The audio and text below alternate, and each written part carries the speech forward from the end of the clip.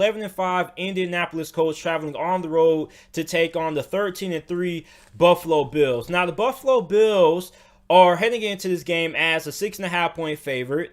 This game is going to be taking place Saturday with the 1:05 p.m. Eastern Time kickoff. The Indianapolis Colts are coming off a victory against the Jacksonville Jaguars last week, which they beat them 28-14. Meanwhile, the Buffalo Bills destroyed the Miami Dolphins 56-26.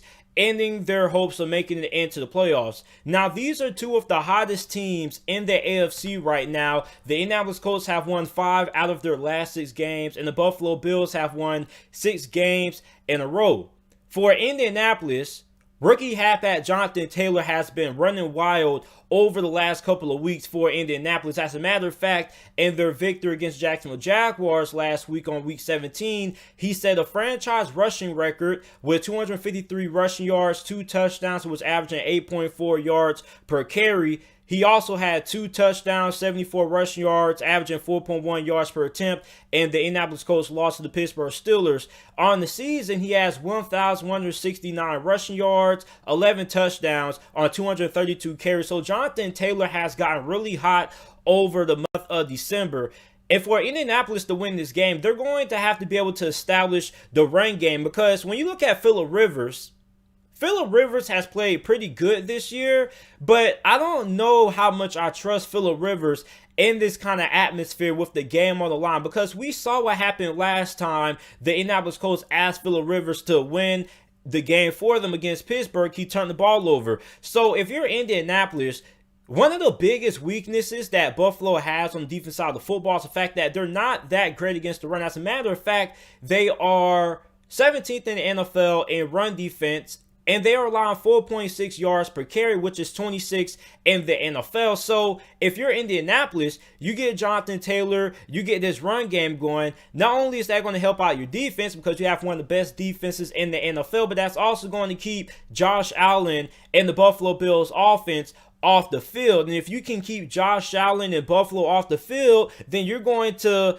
increase your chances of winning the game. Now, for Indianapolis, their offensive struggles come on third down and in the red zone. They are 22nd in the NFL in third down conversion percentage. They convert on third down 39.59% of the time, which is 22nd in the NFL. They also are pretty average in the red zone. They only score touchdowns in the red zone 58% of the time, which is 17th in the league. So for Indianapolis, my biggest concern is going to be once you get down inside the 20, are you going to be able to score touchdowns, or are you going to have to end up settling for field goals? Because in playoff caliber football games like this, you have to be able to score touchdowns. Touchdowns and field goals are the major differences in determining who ends up advancing in the playoffs and who ends up going home.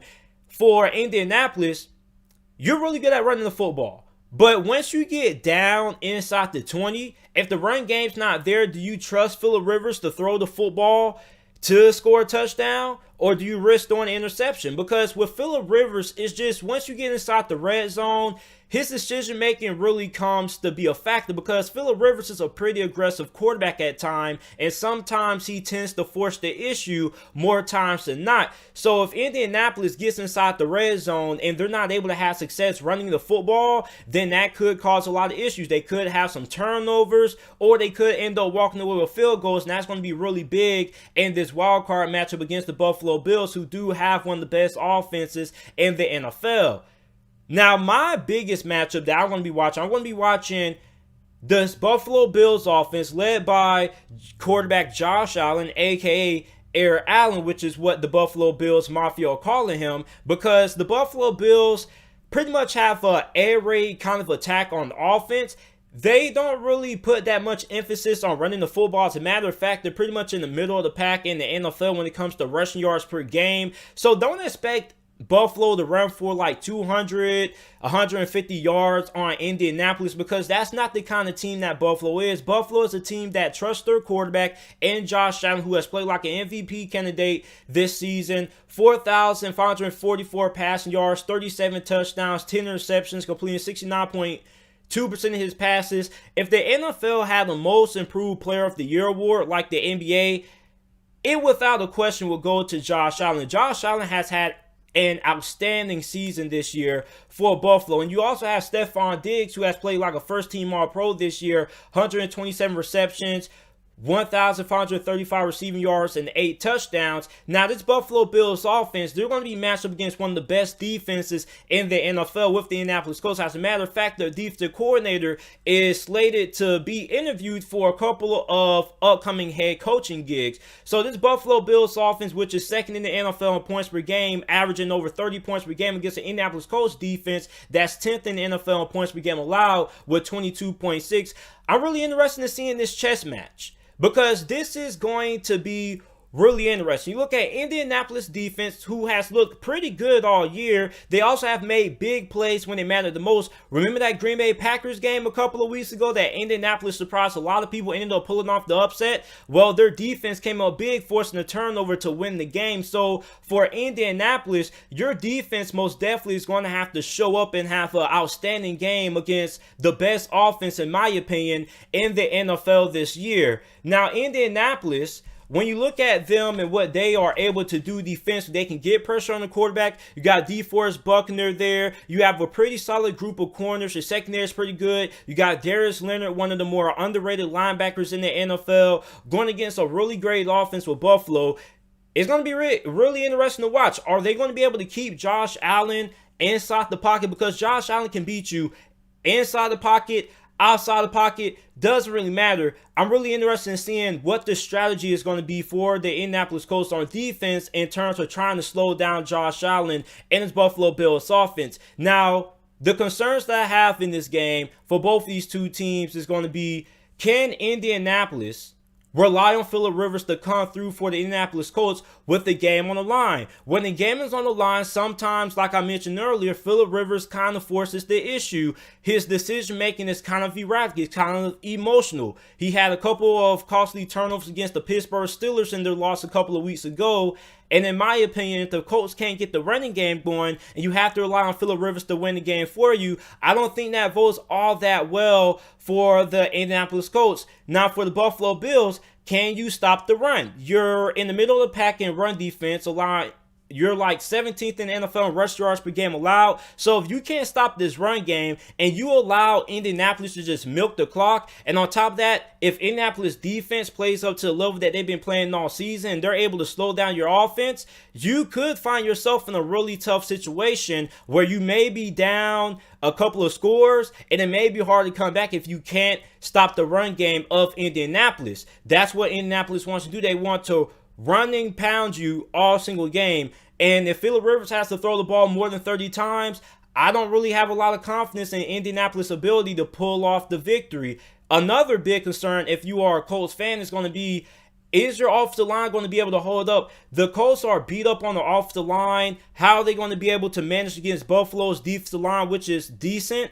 Now, Indianapolis, they have missed a couple of their key players who pretty much may not be able to play in this game. So you're missing a couple of your best offensive linemen. How's that going to vote well for how well you're able to run the football? How's that going to vote for pass protections? There are a lot of interesting factors in determining how Indianapolis is going to perform in this game. Now, Buffalo is a 6.5-point favorite. I thought that Buffalo probably would be an 8.5-point favorite, but I think that this game could go either way.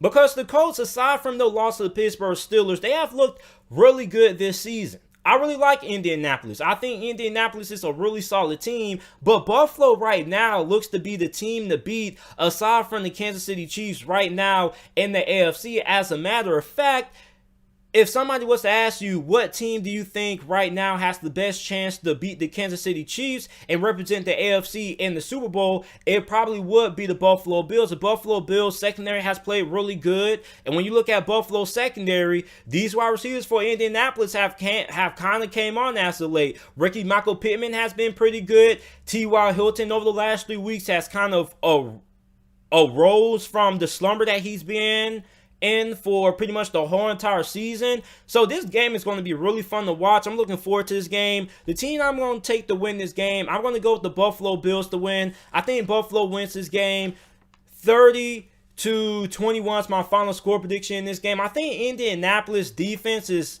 really good, but I just think Buffalo's offense is going to be able to still be pretty good. When you look at how good Stephon Diggs and Josh Allen have been so far this year, I just think that Indianapolis isn't going to be able to put up enough points to keep up with Buffalo's offense. Not trying to disrespect Indianapolis offense or anything like that, but if they can't get the run game going with the injuries that they have on their offensive line,